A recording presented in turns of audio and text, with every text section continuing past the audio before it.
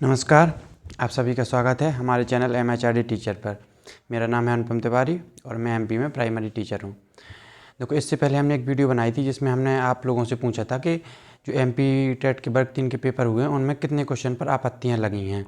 तो आप लोगों ने कमेंट किए, उसी के आधार पर हमने पूरी वीडियो बनाई है कि किस शिफ्ट में कितने क्वेश्चन पर आपत्ति लगी है और आपत्तियों का हमारे जो क्वेश्चन आंसर जितने सही हुए हैं और जो हमारे मार्क्स आए हैं उन पर क्या असर पड़ेगा। तो बाद में हम उसके बारे में भी समझेंगे कि मार्क्स हमारे किस प्रकार इंक्रीज हो सकते हैं और अगर ज़्यादा आपत्ति लग गई हैं तो हमारे मार्क्स पर क्या प्रभाव पड़ेगा। कुछ बच्चे ये भी सोच रहे हैं कि हमने जो हमारे सही क्वेश्चन हैं उन पर भी आपत्ति लग गई है तो क्या उसके मार्क्स कट जाएंगे, या कोई बच्चा सोच रहा है कि हमने आपत्ति नहीं लगाई है तो क्या हमको भी उसके मार्क्स मिलेंगे या नहीं मिलेंगे। बारी बारी से इसके बारे में हम बात करेंगे। पहले समझ लेते हैं कि किस शिफ्ट में कितने क्वेश्चन पर आपत्तियाँ लगी हैं। ये तो बस आप लोगों ने जो डाटा दिया है उसी के आधार पर हमने वीडियो बनाई दी है। इस पर आप ज़्यादा ध्यान ना दें, बस देख बस लें कि किस शिफ्ट में कितने क्वेश्चन पर आपत्तियाँ लगी हैं। किसी ने गलत भी बता दिया होगा या जिसने जब बताया है उसके बाद कुछ और क्वेश्चन पर आपत्ति लग गई हो तो उसके बाद जो डेट थी उसी के अंडर आपत्ति लगानी थी। लेकिन फिर भी अगर जैसे बाद में उसके पहले अगर किसी ने कमेंट कर दिया है तो उसके बाद और भी आपत्तियाँ बढ़ सकती हैं, तो इसमें घट बढ़ भी सकती हैं। अगर किसी ने गलत बताया तो उसको आप ज़्यादा सीरियस ना लें, फिर भी आप एक बार देख बस लें। फिर उसके बाद हम समझेंगे कि आपत्तियों के नंबर मिलते किस प्रकार से हैं। 10 तारीख से हमारे पेपर चालू हो गए थे। अब एक बात और बता दें कि नॉर्मलाइजेशन का सिस्टम होता है वो शुरुआती की शिफ्ट को ज़्यादा मिल जाता है और बाद की शिफ्ट को कम मिलता है। तो इस आधार पर आप ये समझें कि अगर किसी का 10 तारीख को पेपर था तो उसको इस नॉर्मलाइजेशन में ज़रूर फ़ायदा होगा। तो नॉर्मलाइजेशन और भी कई पॉइंट पर डिपेंड करता है। हमने एक वीडियो बनाई है कि नॉर्मलाइजेशन किन पहलुओं पर डिपेंड करता है। हमारे इसी चैनल पर आप MHRD टीचर पर देख सकते हैं। आप हमारे चैनल को सब्सक्राइब कर लें और हम इसी प्रकार की अन्य वीडियो भी लाते रहेंगे। अगर कोई वैकेंसी आती है तो उस पर भी हम वीडियो बनाते हैं, तो आप हमारे चैनल को सब्सक्राइब करके रखें। हम समझते हैं 10 तारीख को पहली शिफ्ट में 10 क्वेश्चन पर आपत्ति और सेकंड में 12 पर। 11 तारीख को पहले में 14 पर और सेकंड में 7 पर। देखो, अगर जितने क्वेश्चन पर आपत्ति लगती है, जैसे अगर इन्होंने 10 क्वेश्चन पर आपत्तियाँ लगी हैं, ठीक है, अब उसमें ऐसा तो होगा नहीं कि सारे 10 के 10 क्वेश्चन गलत होंगे। कुछ क्वेश्चन गलत होते हैं, कुछ क्वेश्चन बच्चों को लगते हैं कि गलत है, लेकिन वो गलत नहीं होते, सही होते हैं। तो आयोग उनको चेक करता है, मतलब रीचेक करने के लिए आयोग आपसे एक फ़ीस वसूलता है 50 रुपये पर क्वेश्चन की, कि हम इसको रीचेक करेंगे। नहीं तो हम फ्री में रीचेक नहीं करेंगे, क्योंकि रीचेक के लिए उनको भी टीचर लगाने पड़ते हैं, तो उसकी वो आपसे फ़ीस वसूल लेता है।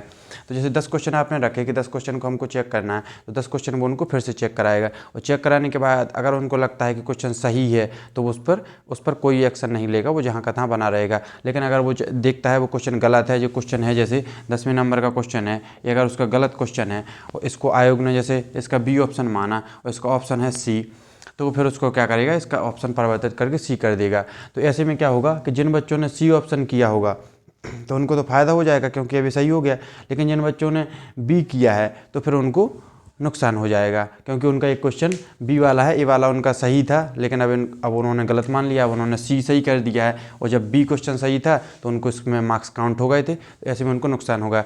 या फिर ऐसा हो सकता है दोनों क्वेश्चन सही हो जाएँ तो B वालों को फ़ायदा, C वालों को फ़ायदा। लेकिन अगर किसी ने A लगाया है, किसी ने D लगाया है, तो उनको ना फ़ायदा होगा ना नुकसान होगा, जहाँ के तहाँ उनके नंबर रहेंगे, ठीक है। अगर चारों ऑप्शन में से कोई नहीं है तो फिर सभी को फ़ायदा हो जाएगा। अगर 3 ऑप्शन में है तो 3 को फ़ायदा, अगर चारों ऑप्शन अगर सही मान लिए जाते हैं, चारों में से नहीं मानते हैं सही, तो अगर चारों ऑप्शन सही माने तो चारों को फ़ायदा, अगर किसी में से भी नहीं है तो चारों को फ़ायदा। अगर क्वेश्चन पूछने की प्रगति ही गलत है कि क्वेश्चन इस प्रकार से पूछा गया है कि वो किसी के समझ में नहीं आ रहा है, तब भी सभी को फ़ायदा होता है। इस प्रकार से क्वेश्चन को बांटा जाता है कि किस प्रकार से किस कैटेगरी में रखेंगे। आपको समझ में आ गया होगा। तो अब देख लेते हैं 12 को फर्स्ट शिफ्ट में 12 क्वेश्चन पर आपत्ति लगी, सेकंड में 16 पर, 13 की फर्स्ट में 17 पर, सेकंड का हमको डाटा नहीं मिला, 14 में फर्स्ट पर 19, सेकंड में 20 क्वेश्चन पर, 15 की फर्स्ट में पता नहीं, लेकिन सेकंड में 18 क्वेश्चन पर आपत्ति लगी, 16 की फर्स्ट में 25 पर, सेकंड में पता नहीं, 17 की फर्स्ट को 12 और सेकंड में 26 पर आपत्ति लगी, 18 की फर्स्ट में 15 पर, 19 की फर्स्ट में 8 पर, 20 की फर्स्ट में 20 पर और सेकंड में 9 क्वेश्चन पर आपत्ति लगी। और वहीं बात करें 21 की फर्स्ट में 23 पर और 21 की सेकंड में 32 पर। अब कोई इसी में बता रहा था 41 क्वेश्चन पर भी आपत्ति लगी है, तो हो सकता है ज़्यादा भी लगी हो।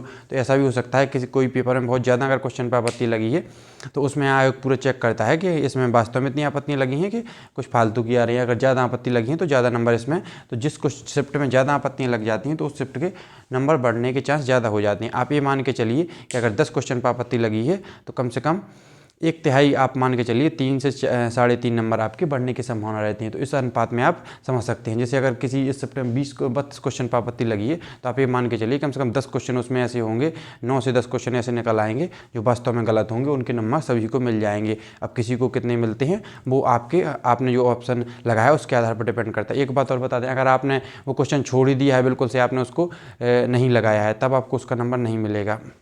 ठीक है। अगर 22 की बात करें तो 22 की फर्स्ट में 7 पर, सेकंड में 11 पर, 23 की फर्स्ट में 18 पर और सेकंड में 15 क्वेश्चन, 24 की फर्स्ट में 10 पर और सेकंड में 19 क्वेश्चन पर, 27 की फर्स्ट में 15 पर और सेकंड में 10 पर, 28 की फर्स्ट में 16 पर, 29 की फर्स्ट में 8, सेकंड 14, 30 की फर्स्ट 15, लास्ट 17। तो अब आपको समझ में आ गया होगा जिस क्वेश्चन में जितने क्वेश्चन पर आपत्ति लगी थी उसकी एक तिहाई पर आप मान के चलिए कि आपके क्वेश्चन बढ़ जाएंगे। अब जो बॉर्डर पे हैं, जो ओबीसी SC ST वाले या EWS वाले हैं, उनको 75 में पास होना है, तो अगर 70 प्लस हैं तो वो इन्हीं आपत्तियों के बेस पर ही क्वालिफाई कर जाएंगे। तो इस आधार पर क्या होगा, जो ओबीसी SC ST वाले हैं अगर वो 70 प्लस हैं तो वो इसी आधार पर क्वालिफाई कर जाएंगे, और जो जनरल वाले हैं वो अगर 85 के आसपास हैं तो वो इसी बेस पर उनके मार्क्स 90 तक पहुंच जाएंगे। फिर आएगा नॉर्मलाइजेशन। नॉर्मलाइजेशन में किसी शिफ्ट के घटेंगे, किसी शिफ्ट के बढ़ेंगे। हमने अपने इसी चैनल पर वीडियो बनाई है कि किस शिफ्ट को कौन सी शिफ्ट हार्ड रही है, कौन सी शिफ्ट को कितना नॉर्मलाइजेशन मिल सकता है, आप वीडियो देख सकते हैं। तो उसके आधार पर आपके जो नॉर्मलाइजेशन के मार्क्स हैं वो घटेंगे या बढ़ेंगे, आपको समझ में आ गया होगा। अब जैसे आपने आपत्ति नहीं लगाई है, किसी और ने आपत्ति लगाई, तो देखो इसमें क्या था कि केवल आप इसमें केवल एक क्वेश्चन पर एक बार आपत्ति लगनी है, दूसरी बार आपत्ति लगेगी भी नहीं। तो किसी ने भी आपत्ति लगाई हो आपको उसका फ़ायदा मिलेगा। ठीक है, ऐसा नहीं है कि आपने आपत्ति लगाई तभी आपको उसका नंबर मिले। और अगर कोई भी आपत्ति अगर आप क्वेश्चन छोड़ आते हैं तब आपको ज़रूर उसका नुकसान होगा, उसका कोई भी फ़ायदा आपको देखने के लिए नहीं मिलेगा। लेकिन अगर आपने क्वेश्चन अटैम्प्ट किया है तो उसके क्वेश्चन अगर ऑप्शन परिवर्तन होते हैं तब आपका फ़ायदा मिल सकता है। अगर चारों में से कोई नहीं है तब भी आपको फ़ायदा हो सकता है। तो इस आधार पर आपत्तियों के नंबर डिस्ट्रीब्यूट किए जाते हैं। आपको समझ में आ गया होगा। फिर नॉर्मलाइजेशन लगेगा। नॉर्मलाइजेशन में जिसके जितने क्वेश्चन आएंगे, जितने क्वेश्चन का जिस शिफ्ट में नॉर्मलाइजेशन लगेगा तो दोनों के मार्क्स आपको ऐड होके मिलेंगे। ऐसा नहीं है कि आपको सिर्फ आपके जो स्क्रीन पर नंबर थे वो आपको दिखाई नहीं देंगे, वो आपको इस हिसाब से नंबर दिखाएंगे कि अगर आपके 70 क्वेश्चन हैं और उसमें से आपको 2 इसमें आपत्तियों के नंबर मिल गए तो 72, और इसके बाद आप किसी 75 हो गए, तो इस प्रकार आपका स्कोर दिखेगा 75 और आपको लिखा मिलेगा कि क्वालिफाई। अगर 75 से कम होते हैं तो आपको डिस्क्वालीफाई लिखा हुआ उसमें आएगा। तो इस प्रकार से आपका स्कोर कार्ड मिलेगा। आपकी स्क्रीन पर कितने आए थे वो आपको यहाँ पर शो नहीं होगा कि आपके 70 आए थे, कि आपके 69 आए थे, कि 68 आए थे। तो आप ये मत भूलिए, अगर आपके 60 प्लस हैं, 65 प्लस हैं, तो किसी अगर ऐसी शिफ्ट में आप फंस जाते हैं कहीं इसकी सेकंड में जैसे में, तो आपको 60 प्लस में भी आपके पास होने की संभावना रहती है। और अगर आप कहीं ऐसी शिफ्ट में फंस जाते हैं जहाँ बहुत ही कम, जैसे 11 की सेकंड में 7 ही क्वेश्चन पर आपत्ति लगी, मतलब क्वेश्चन में, लेकिन शुरुआत की शिफ्ट है तो नॉर्मलाइजेशन होने का फ़ायदा रहता है, लेकिन इतना भी नहीं रहता कि आप 60 से सीधा 75 तक पहुंच जाएं। तो इतने ज़्यादा नंबर बढ़ने की संभावना ऐसे नहीं है कि हर कोई के बढ़ जाए, किसी किसी के बढ़ जाते हैं, लेकिन ऐसा नहीं कि हर कोई सोचे कि मेरे ही बढ़ जाएंगे, मेरे ही बढ़ जाएंगे। 8 से 10 क्वेश्चन का जैसे देखा गया है पुरानी शिफ्टों में, पुराने पेपर के आधार पर, कि 8 से 10 क्वेश्चन बढ़ते हुए देखे गए हैं।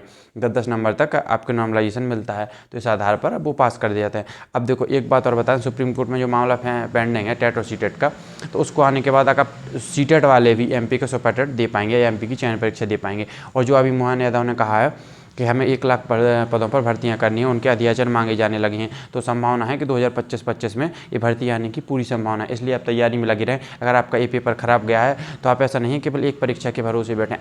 मैं हमेशा ही कहता आ रहा हूँ कि आप अपने आसपास की भर्ती परीक्षाओं पर जरूर नज़र बनाए रखें। अगर आपको टीचिंग के अलावा जैसे और किसी भी फील्ड में अगर इंटरेस्ट है तो उस फील्ड की भर्तियां देखें जो टीचिंग से रिलेटेड हैं, टीचिंग जैसी हैं, जैसे एसएससी की हुई, बैंकिंग की जॉब बिल्कुल टीचिंग जैसी जॉब होती है, या अन्य कोई भर्ती निकलती है, जैसे यूपी में UP-SSC के थ्रू कुछ भर्तियाँ निकलती हैं, एमपी में को जो महिला बाल विकास मंत्रालय द्वारा कुछ भर्तियाँ निकाली जाती हैं, तो उन भर्तियों पर भी आप नज़र बनाए रखें।